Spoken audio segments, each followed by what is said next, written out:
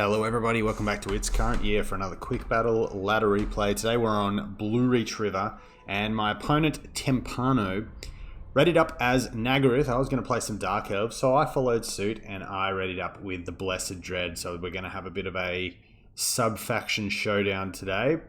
And this one goes sort of down, pretty much down to the wire. So it was a fun battle and a very close one in the end. So we'll have a look at the forces. Like I said, Nagarythe. So you can sort of, I guess you can sort of tell what's coming when Nagarythe gets selected as a high elf.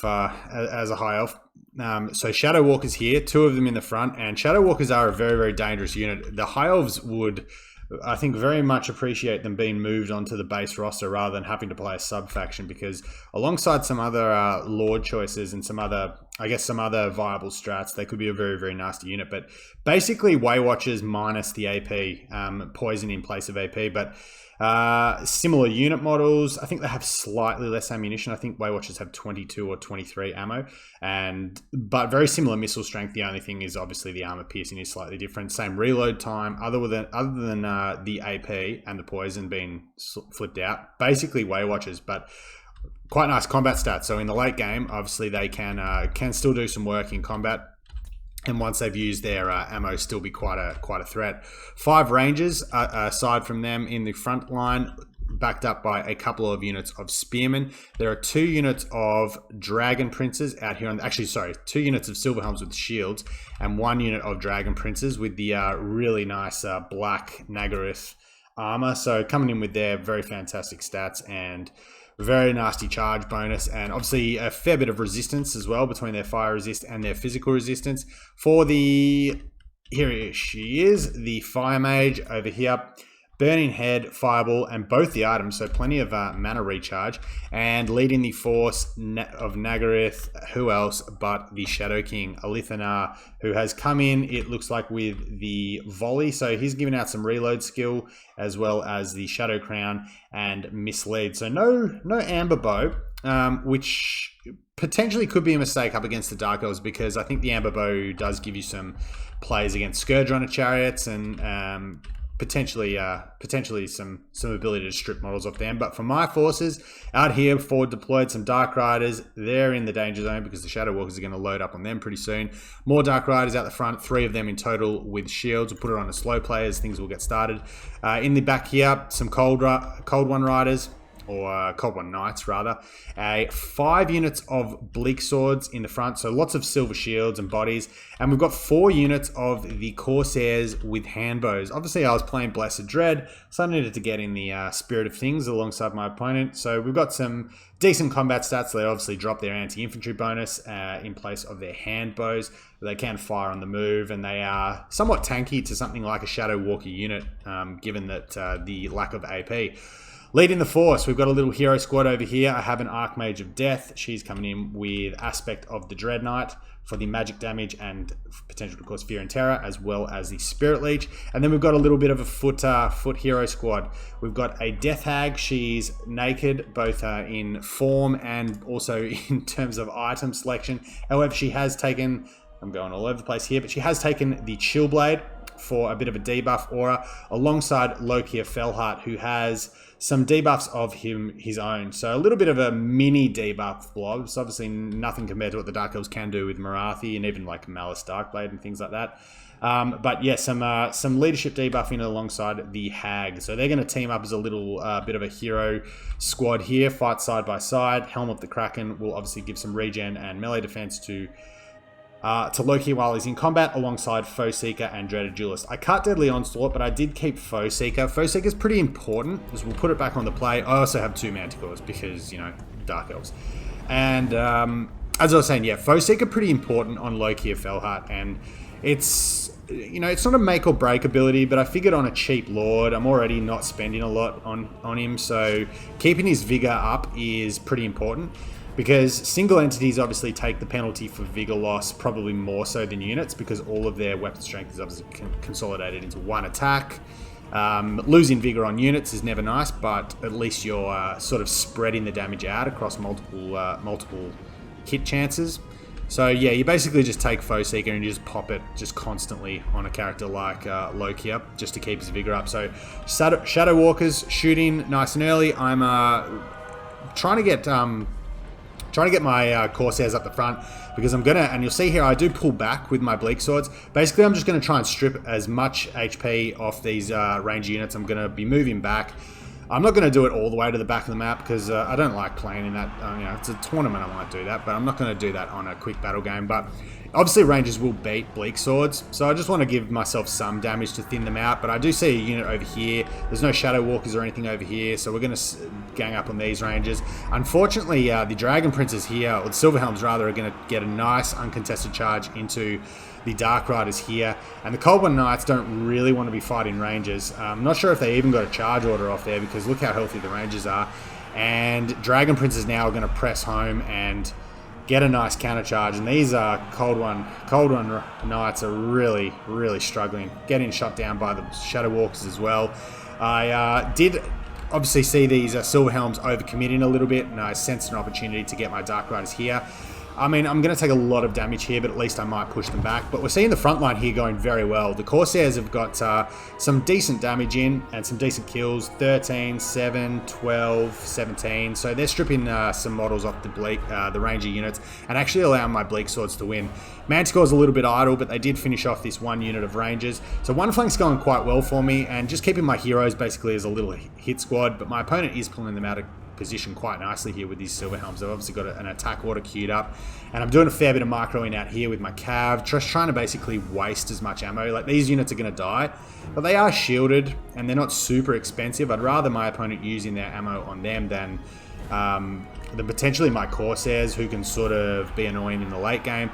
And you see here, I'm trying to do a little bit of a split, but they were on a bit of a we're in a bit of a control group, so they are going to get a little bit bunched up. As we see, Murderous Prowess is going to drop, so I'm going to get some nice combat stats buffed in whilst the meter does tick down. I think it's 90 seconds of that you get.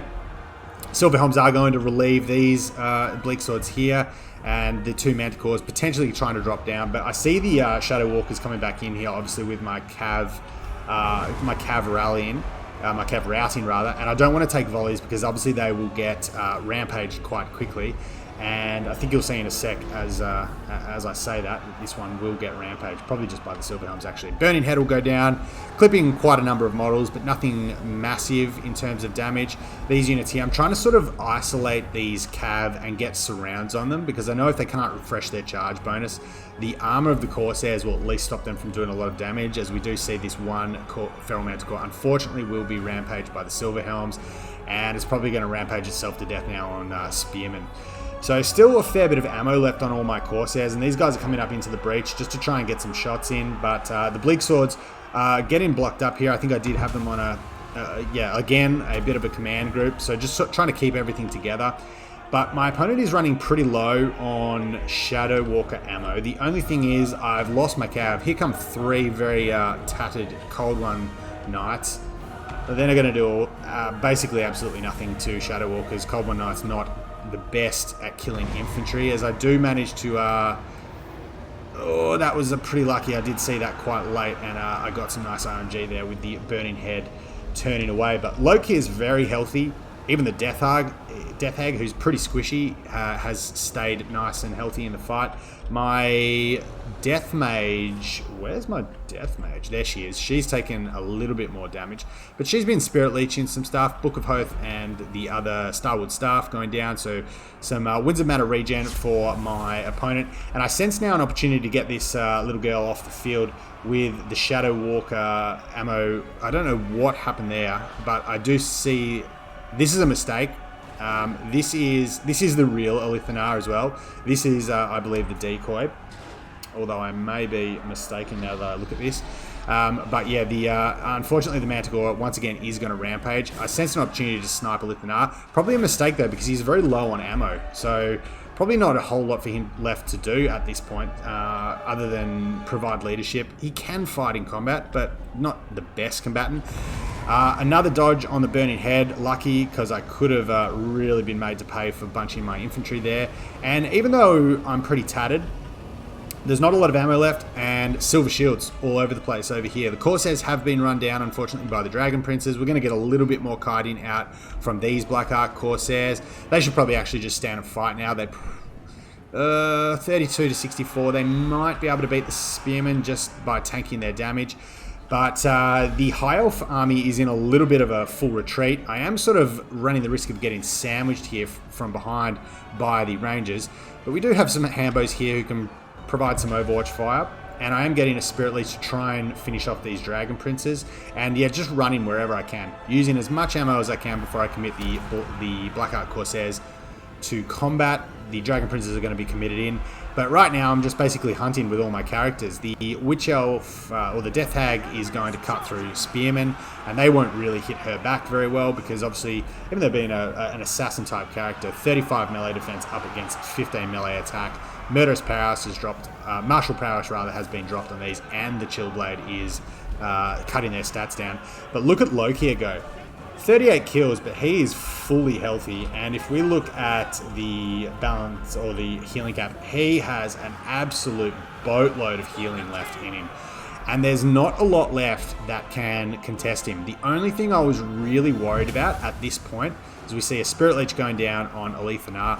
Probably should have cast that just on the infantry to try and thin that out, because Alethanar is not really doing anything for the High Elf player at the moment. He will lose hardcore to Lokia. And even though he isn't, I mean, his stats aren't the worst. He's actually got quite good stats at the moment. What's buffing him up?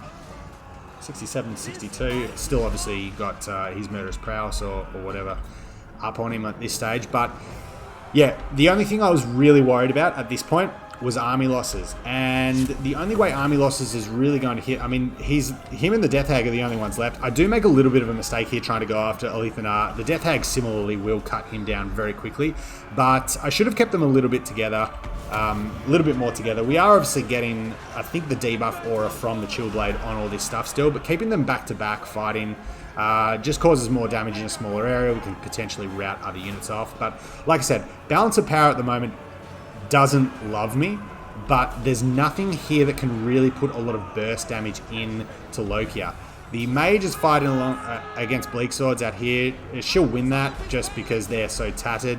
But there's nothing here, you know, aside from perhaps maybe like a unit of White Lions, in this type of sort of situation, there's nothing really that Lokia needs to be scared about. If, let's say Alethanar here was a Foot Tyrian, yeah, okay, there's something that can kill Lokia, but the Death Hag will rout right as Alethanar routs, so I may not be able to get the killing blow on him, but we've got some very tattered Bleak Swords. My opponent is trying to use his Winds of Magic clearly just where he can. I think he gets a little bit of damage. Surprised they didn't actually rout out from the leadership effect, but look at Lokia go.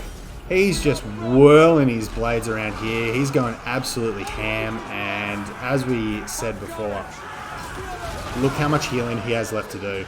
He's just healing through all this damage. Every now and then he'll drop down a few, but there's just no prolonged damage. The only thing that's actually really hurting him at the moment is actually being poisoned by the Shadow Walkers.